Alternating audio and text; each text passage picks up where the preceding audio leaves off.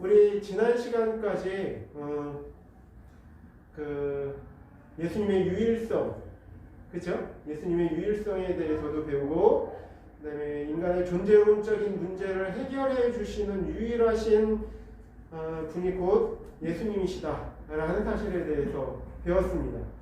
그리고 오늘의 강의 제목이 뭐냐면 성경의 주인공이신 예수님이십니다. 성경의 주인공이신 예수님. 근데 같이 한번 저를 따라서 한번 해볼까요? 오늘 제목을 한번 읽어보겠습니다. 성경의 주인공이신 예수 그리스도. 네. 예수 그리스도. 성경의 주인공이신 예수님. 성경을 한번 봤으면 좋겠는데요. 요한복음 5장 39절 말씀이에요. 이 말씀 너무 유명한 말씀인데 제가 한번 읽어볼게요.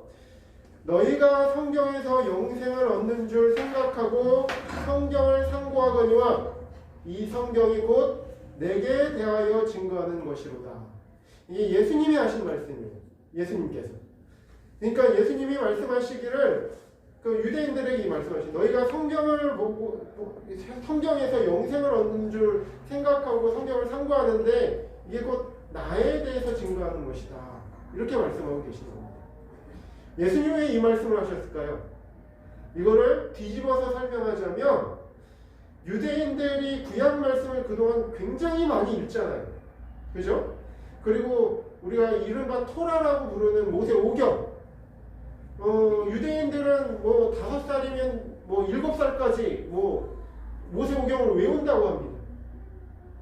달달달달 외우는데 근데 그냥 외울 뿐이지 성경에서 정작 무엇을 얘기하고자 하는가에 대해서는 무지했기 때문에 예수님이 말씀하신 것이죠. 만약에 유대인들이 성경의 정말 가장 중요한 주제인 예수님을 알았다면 예수님이 이 말씀을 하시지 않으셨겠죠. 근데 이런 일들이 우리 주변에 많이 일어나요. 성경은 100독, 200독 하는데 정작 중요한 예수님이 누구신지는 잘 알지 못하는 경우가 굉장히 많습니다. 자, 지금부터 저 구약 말씀에 대한 개괄을 한번 해볼게요. 구약 말씀이 어떤 말씀이냐? 구약 말씀은요, 예수님이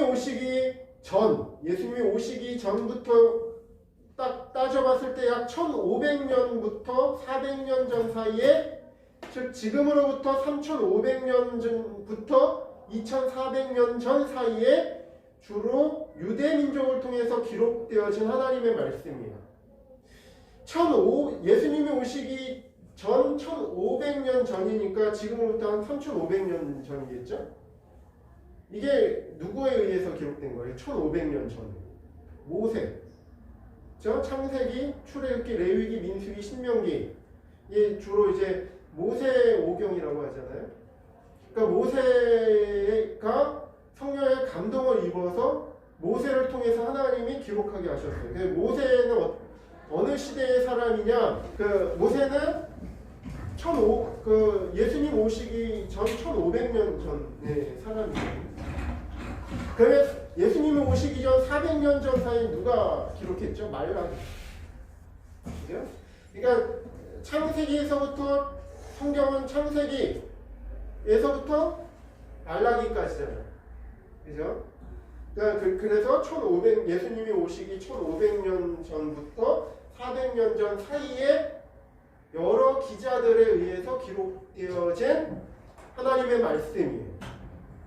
한번 볼게요. 1500년 전부터 400년 전 사이에 썼다면 이 기록된 기간이 얼마예요? 1100년이라는 장구한 세월을 거쳐서 한 사람에 의해서 기록된 게 아니라는 거예요. 여러 사람에 의해서 성령의 감동을 입은 유대 나라의 여러 계층의 사람에 의해서 기록되어진 책이에요. 그래서 성경은요, 기록되어진 사람을 저자라고는 안 해요. 저자는 누구예요? 이 책의 저자는 성령님이세요. 그러니까 성령님의 감동을 입어서 어떤 사람의 손을 빌었었잖아요. 그 사람을 뭐라고 해요? 기자라고 해요. 성경 기자. 기록한 사람. 그죠? 자, 그러면 이 1100년 동안 장구한 세월을 거쳐서 기록된 이 성경을 한번 보자고요. 자, 그 2100년이라는 장구한 세월을 거쳐서 이집트와 유대 지역을 포함한 고대 근동 지역 전반에 걸쳐 뿔뿔이 흩어져 살고 있던 사람들에 의해서, 그것도 아주 다양한 직종에 종사하던 사람들, 거기에는 누가 있었어요? 이집트 왕자도 있었죠. 모세. 그리고 이스라엘의 지도자들도 있었고요. 이스라엘의 왕도 있었고요. 대제국의 총리도 있었죠. 총리 누가 있었어요? 요셉. 그죠? 애굽의 요셉, 또 다니엘. 그죠? 그 피식민지의 포로, 다니엘도 포로였죠. 에스겔도 포로였죠. 그죠? 그리고 유대의 귀족 출신, 제사장 집안 출신, 목자 출신, 농부 출신 등등 다양한 직군에 종사하고 있었던 여러 사람들이 성령의 감동으로 기록되어진 책이 바로 이 구약 성경 말씀이에요. 자, 그럼 한번 종합해 보겠습니다. 이와 같이 구약 성경은 첫 번째, 오랜 세월 기간 동안, 1100년이라는 기간 동안, 그죠? 두 번째, 광범위하게 흩어져 살고 있는 사람들에 의해서, 그리고 세 번째, 그 다양한 직종에 종사하고 있었던 여러 사람들에 의해서 기록되어진 책입니다. 그리고 여러 사람에 의해서 기록되어졌어요. 한번 성경이란 이 어떤 책인지 한번 보겠습니다. 각 성경의 기자와 또 다른 성경의 기자가 서로 만나서 대화를 나눌 수 있는 공간적, 시간적 배경을 거의 가지고 있지 않았어요. 예를 들어서 다니엘과 에스겔은 동시대를 산 인물이에요. 그리고 똑같이 바벨론 나라의 포로로 끌려왔습니다. 그러나 서로 만나서 대화를 나누어 본 적은 없었어요. 그리고 모세와 예레미야는 살았던 시대 자체가 완전히 달랐기 때문에 서로 만날 수조차 없었어요. 예외적으로 모세와 여호수아는 매우 가깝게 지냈던 사람이죠. 그러나 여호수아가 여호수아서를 기록하고 있던 시점은 모세가 죽고 난 이후였어요. 자, 근데 놀라운 것은요, 한번 보겠습니다. 놀라운 것은 이들이 기록한 구약 성경이 너무나 정확하고 일관되게 일치된 주제를 견지하고 있다는 사실이에요. 견지하고 있어요. 구약 성경의 주제를 그냥 딱 한마디로 정리해 보자면, 앞으로 메시아가 유대 나라에 오실 것이다 라는 주제예요. 오실 메시아에 대한 증언이에요. 이에 비해서 신약 성경은요, 이미 오신 메시아에 대한 증언이라고 볼 수 있습니다. 생각해 보죠. 1100년이라는 장구한 세월을 지나는 동안 다양한 지역에 뿔뿔이 흩어져 살고 있었던, 서로 만날 수 없었던 여러 종류의 사람들이 마치 약속이 난 것처럼 한결같이 메시아가 이스라엘에 오셔서 영원한 하나님의 나라를 세우실 것이다 라고 예언하고 있는 것입니다. 구약 성경이라는 것이. 이것이 어떻게 사람의 계획이나 능력으로 기록된 책이라고 말할 수 있겠습니까? 단언컨대 이 세상에 성경과 비견될 또 다른 기록물은 없습니다. 실제로 구약 성경에는 예수님께서 언제 어디서 어떻게 이 세상에 오실 것이고, 오셔서 무엇을 하시고, 어떻게 죽으시고, 어떻게 다시 살아나실지에 대해서, 심지어는 예수님의 재림이, 앞으로 일어날 이 재림이 어떻게 이루어질지에 대해서도 아주 구체적으로 예언해주고 계십니다. 오늘 목사님이 잠깐 맛만 보여주셨어요. 근데 우리는 이제 이거 하고 나서 이후에 하나씩 다 볼 거예요. 목사님이 엠마오로 가던 두 제자 이렇게 말씀하셨잖아요. 모세가 쓴 글, 그죠? 그리고 선지자가 쓴 글, 그리고 시편에 기록된 것을 어떻게 이렇게 더디 믿느냐. 그래서 풀어 가르쳐 주셨잖아요. 우리도 한번 그걸 할 거예요. 이제 저기 성경을 찾아가면서 이제 중요한 것은요, 이 예언의 말씀들이 역사적으로 예수님의 일생에서 모두 다 정확하게 이루어졌다는 사실이에요. 예수님이 언제 어디서 어떻게 태어나실 것이고 무슨 일을 하실 것이고 어떻게 죽으실 것이고 어떻게 다시 살아나실 것이고 승천하셔서 우리에게 무엇을 하실 것이고 이런 것들을 성경을 통해서 봤을 때 예수님에게서 다 정확하게 성취되고 있다는 사실들 우리가 보게 될 겁니다.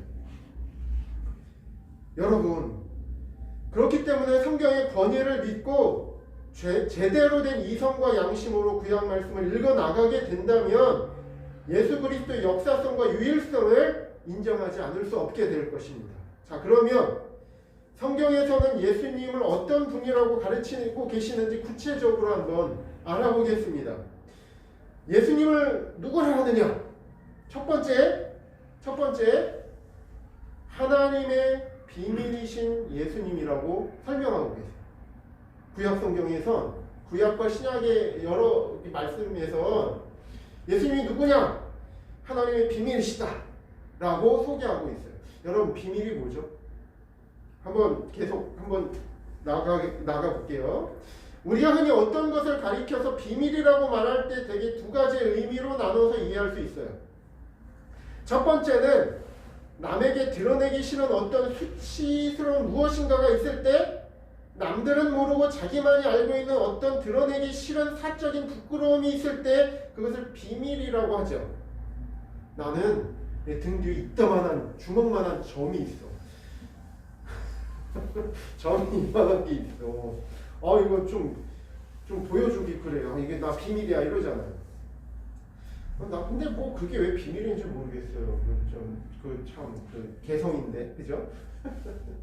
자, 어쨌든 그런 것도 우리가 비밀이라고 말할 때가 있고요. 그와 반대의 경우가 있어요.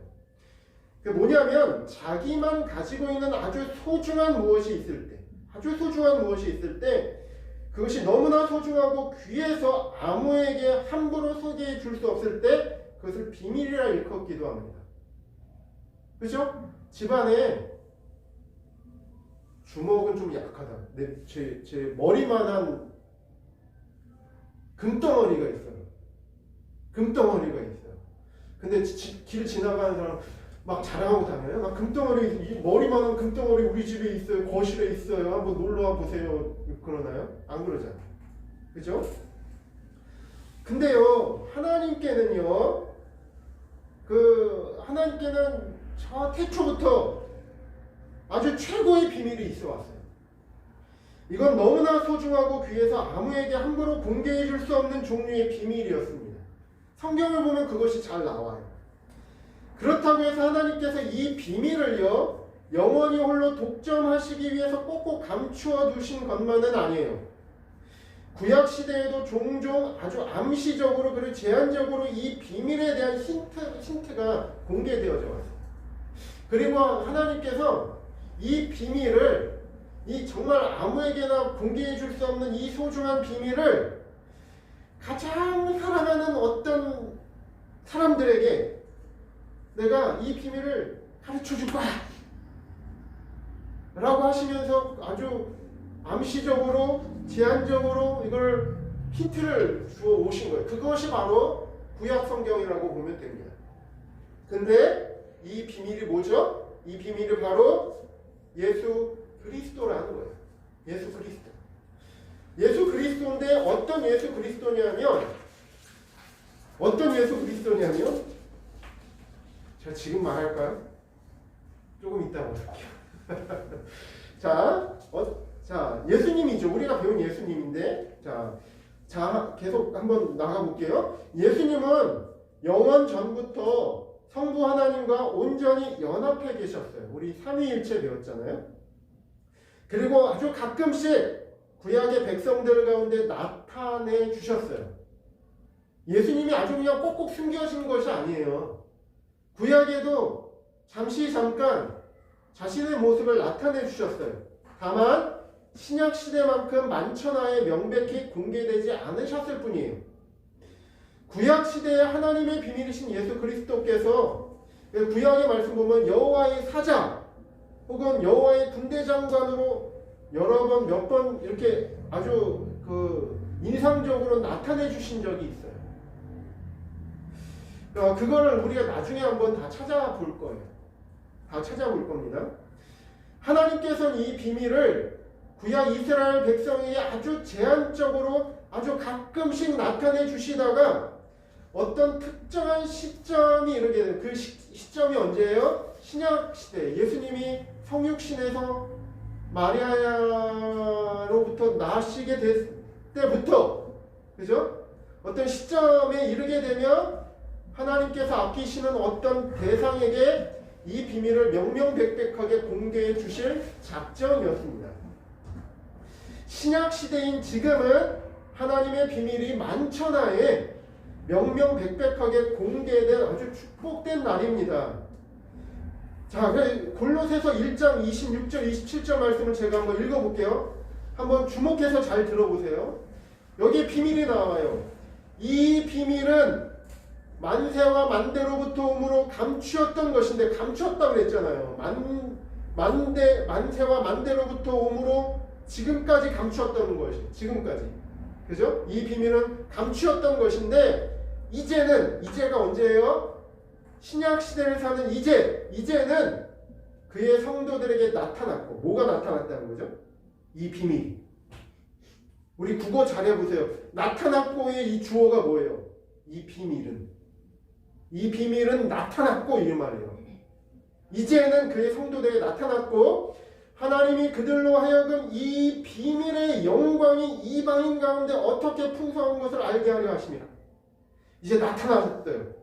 이 나타내신 목적이 뭐예요? 이 비밀의 영광이, 이 예수님 안에 있는 영광이 우리 믿는 이방인, 우리가 이방인이었잖아요. 우리가 이방인 가운데, 믿는 이방인 가운데 이 비밀의 영광이 얼마나 풍성한 것인가를 알게 하려고 나타나셨다는 거예요. 예수님이 성육신 하셨잖아요. 그 목적이 뭐예요?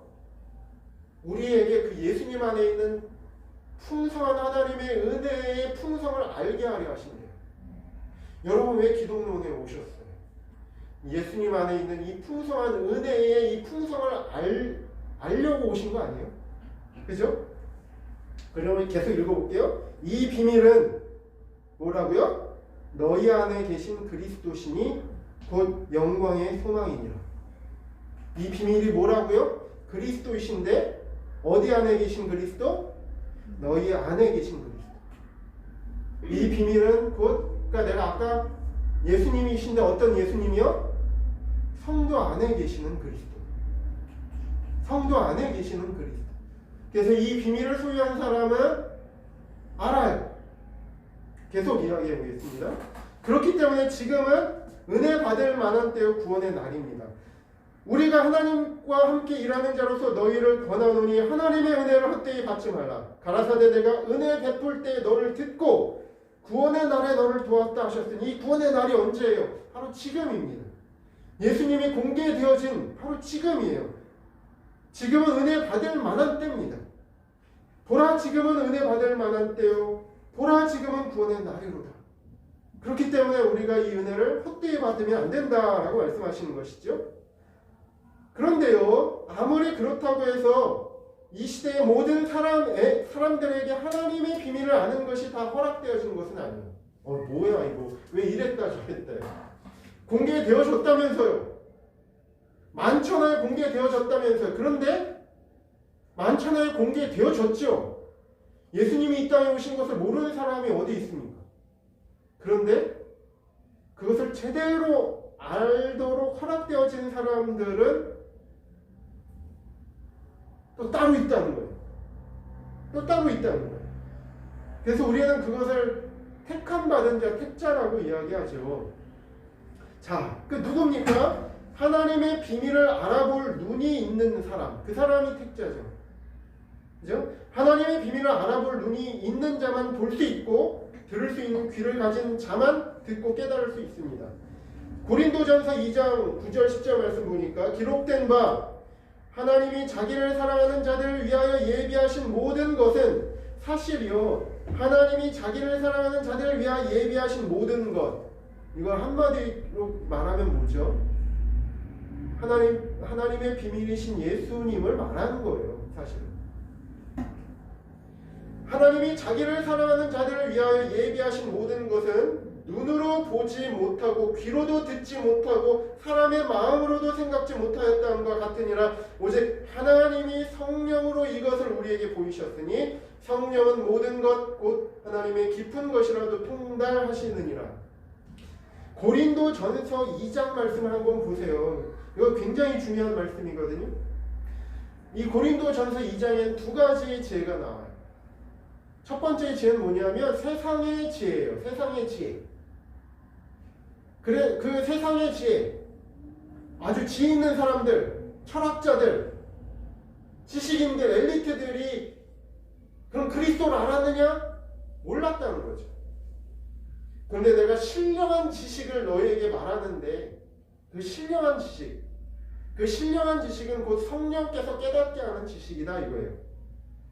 그런 은혜를 얻은 사람만이 하나님이 자기를 사랑하는 자들 위하여 예비하신 이 모든 것, 곧 그리스도를 알게 된다는 말이에요. 그게 고린도 전서 2장의 요지입니다. 예수님도 이 말씀을 하셨어요. 옳소이다 이렇게 된 것이 아버지의 뜻입니다.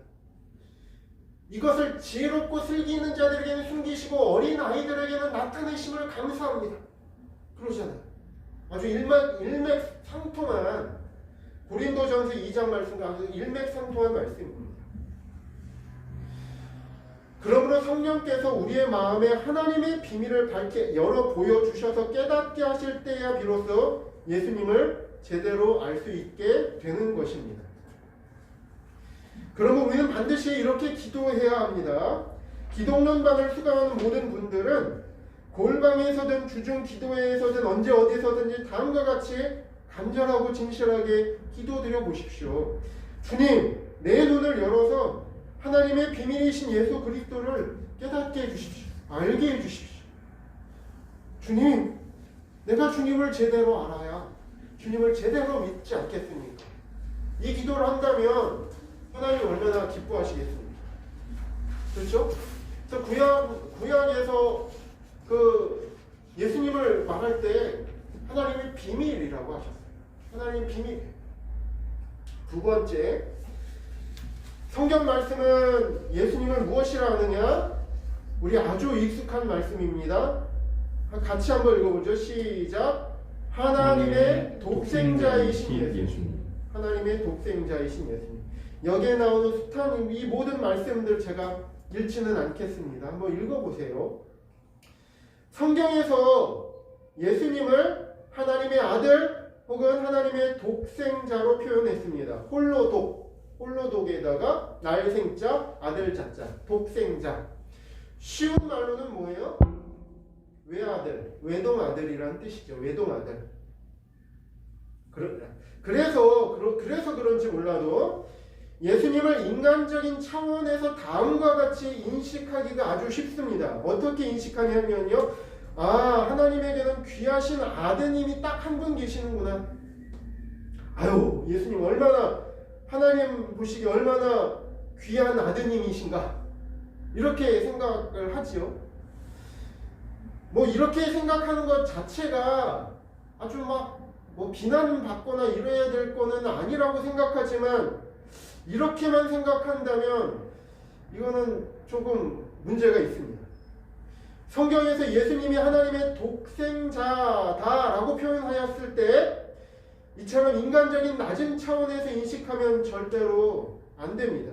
여기서 독생자라는 말의 의미는 보통의 외아들의 개념이 아니라, 잘 들으세요. 외아들의 개념이 아니라 삼위일체의 제2위가 되시는 성자 하나님을 가리키는 말입니다. 나중에 삼위일체에 대해서 설명드릴 때, 예수님에 대한 설명을 드릴 때 더 설명을 드리겠지만 계속 잘 들어보십시오. 예수님은 영원 전부터 성부 하나님과 동일하시고 동등하신 한 하나님으로서 성부 하나님과 함께 창조의 사역을 감당하셨습니다. 예수님은 영원 전부터 성부 하나님의 본체로서 온전히 하나로 연합해 계셨습니다. 성경에서는 여러 차례 예수님을 하나님이라고 직접적으로 호칭하셨어요. 한 10차례. 그냥 애둘러서 예수님은 하나님이다 라고 표현하신 구절들은 셀 수 없을 정도로 많고 아주 직접적으로 예수님은 너희가 아는 그 하나님 바로 그분이시다 라고 표현한 게 9차례에서 10차례 있어요. 우리 그거 나중에 다 찾아볼 거예요. 그런데 그 하나님의 본체이신 예수님께서 성부 하나님이 지고하신 뜻에 따라서 일정한 때가 되매 성령의 능력으로 이 세상에 인간으로 태어나셨어요. 삼위일체의 제2위로 계시는 성자 하나님이신 예수님의 직위라고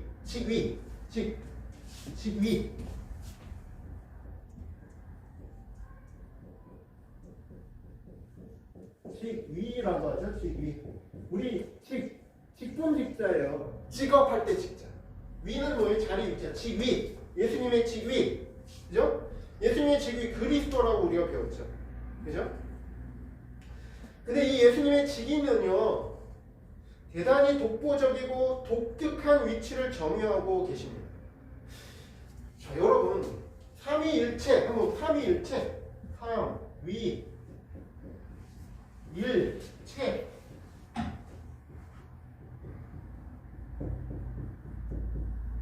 결론적으로 말하면 일체예요. 하나님은 한 분이세요. 일체예요. 근데 삼위로 존재하세요. 삼위일체예요. 인간적인 그 논리로는 이건 맞지가 않아요. 그래서 이것을 인간적으로 해석하다 이단이 생겨나기가 쉽다고 했죠. 일체가 삼위만 강조해요. 삼위. 하나님은 세 분이에요. 결론은 한 분이에요. 한 분이신데 삼위만을 강조하다 보면 삼신론에 빠져요. 하나님은 세 분이다. 그죠? 혹은 일체만을 강조해요. 일체. 삼위를 무시해요. 그럼 양태론에 빠져. 이거는 나중에 설명을 해드릴게요.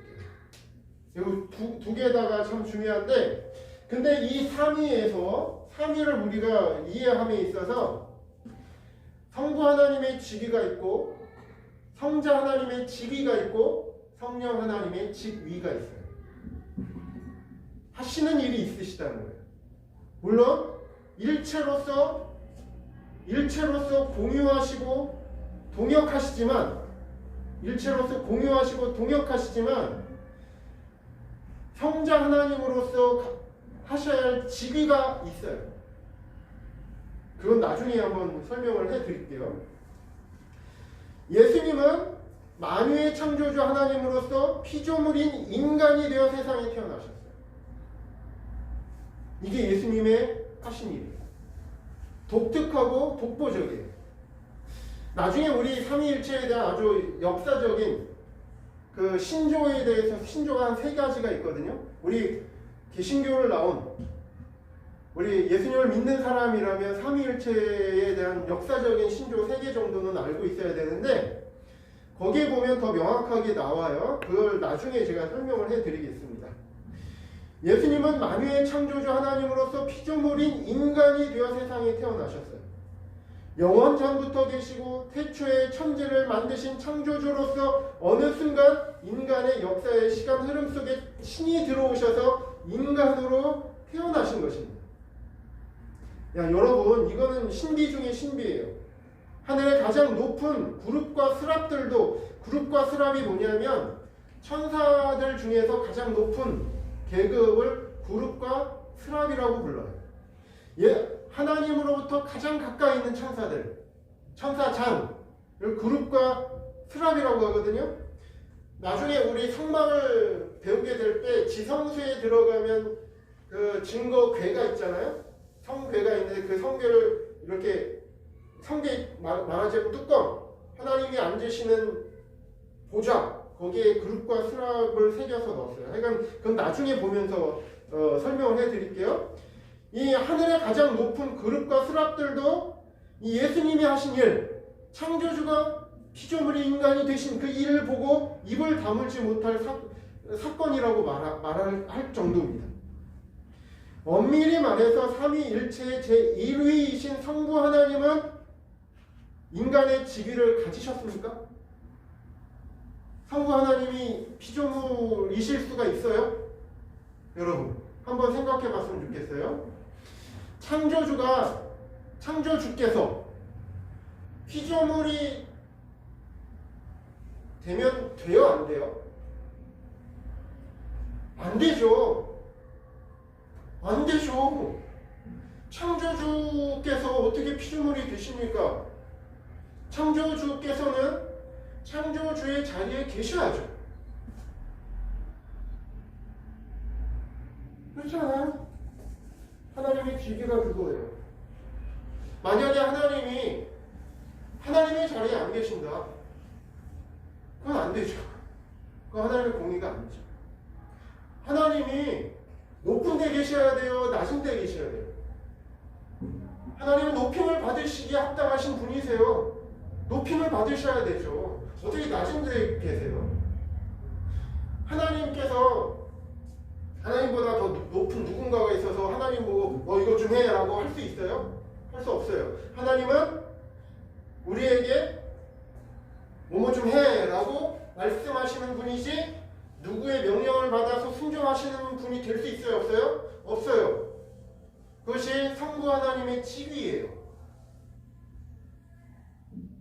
그건 너무나 당연하고 합당한 일입니다. 창조주이신 하나님께서 어찌 피조물인 인간이 되신단 말입니까? 제3위 하나님이신 성령 하나님도 엄밀히 말해서 인간의 직위를 가지지 않으셨어요. 그러나 성령 하나님의 직위는 또 따로 있으세요. 믿는 자 안에 들어오셔서 내주하시고 연합하시는 직위가 계세요. 자, 그런데 예수님만 한번 봅시다. 오직 성자 하나님이신 예수님만이 인간의 직위를 가지셨어요. 그분은 창조주이심에도 불구하고 인간의 직위를 취하셨어요. 물론 성부와 성령 하나님께서는 성자 하나님과 온전히 연합하여 하나가 되심으로 인자가 되신 성자 하나님의 모든 것을 공유하실 수는 있어요. 그러나 엄밀히 삼위일체의 그 직위로 보자면 그렇다는 겁니다. 다음에 나온 말씀 한번 잘 들어보세요. 본래 하나님을 본 사람이 없으되 아버지 품 속에 있는 뭐라고요? 독생하신 하나님이 나타내셨어요. 독생하신 하나님이시라는 건 뭐예요? 독보적이고 독특하게, 그죠? 낮아지신 하나님. 그 예수님의 직위를 생각해 보면 여러 가지 어떻게 표현할까요? 역설이라고 해야 될까요? 모순이라고 해야 될까요? 좋은 모순, 우리로 보면 은혜가 되는 모순을 하나님 높으신 분이세요. 낮아지실 수가 없어요. 그분 낮아지시는 건 안 돼. 우리가 그것을 알게 되면 막아야 돼. 하나님 어떻게 그렇게 하실 수 있으세요? 하나님 자리에 계셔야 되지 않으십니까? 그런데 여러분, 말이 좋아서 그렇지 낮아지신 하나님, 이게 말이 됩니까? 하나님이라는 말 자체가 높으신 분이신데 그럼 어떻게 낮아지신다는 거예요? 그런데 예수님의 직위를 보니 그렇게 하셨다는 거예요.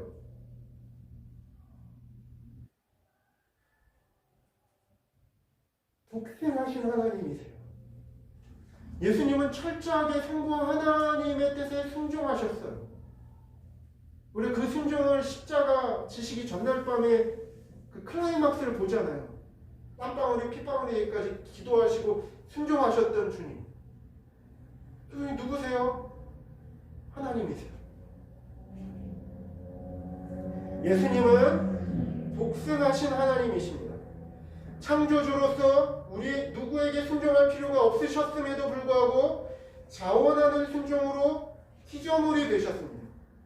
예수님께서는 이 세상에서 철저한 피조물로서 창조주이신 성부 하나님의 뜻에 철저히 순종하셨습니다. 본래 하나님께는 순종이라는 말 자체가 전혀 어울리지 않는 단어입니다. 천지의 주인께서 그냥 부리시기만 하면 되실 일이지 무슨 순종을 하실 필요가 있단 말입니까? 그런데 예수님은 순종하신 하나님이 되셨어요. 이 말도 사실 감히 할 수 있는 말이 아니에요. 하나님이 뭘 순종을 하셔요? 순종을 요구하셔야죠. 근데 친히 우리가 예수님을 보니, 예수님의 지위를 보니 예수님은 성부 하나님께 철저히 순종하셨어요. 순종하신 하나님이 되셨어요. 그렇기 때문에 시편 제2편에서 너는 내 아들이라 오늘날 내가 너를 낳았도다 라고 하셨을 때 아들 혹은 낳았다는 의미는 성부 하나님의 지고하신 뜻에 따라서 성육신하신 성자 하나님, 즉 인간이 되신 성자 하나님을 가리키는 표현이라고 보는 것이 타당한 것 같아요. 이걸 보는 견해는 여러 가지가 있어요. 오늘날 내가 너를 낳았다. 오늘날은 많은 신학자들이 영원 전이다. 영원 전 어느 순간에 하나님이 낳으셨다. 우리 그렇게 생각해도 돼요. 그 영원 전이라는 건 뭐예요? 영원 전이에요. 우리의 머릿속에 있는 시간 개념이 아니에요. 영원 전이에요. 그것도 맞지만 오늘날 내가 너를 낳았도다 라고 하셨을 때 예수님이 영원 전부터 그러면 사람인 피조물로 있었을까? 아니요. 하나님이시죠. 창조주이시죠. 근데 어느 때 성육신 하셨어요? 2000년 전에 마리아를 낳았을 때 응애 낳으셨을 때, 그죠? 성육신 하신 성자 하나님, 즉 인간이 되신 성자 하나님을 가리키는 표현, 오늘날 내가 너를 낳았도다, 이렇게 생각해도 좋을 것 같습니다. 성부 하나님은 예수님의 순종을 기뻐하셨어요. 그렇다면 그 영원전부터 계셨던 그 성자 하나님 예수님은 어느 때부터 순종하기로 결심하셨어요? 영원전부터. 예수님은 삼위일체 제2위가 되신 예수님은 그런 분이셨어요. 근데 그 결심을 하는 거하고요, 실제로 그 결심을 이루는 일은 인간에게 있어서는 별개의 문제일 수가 있어요.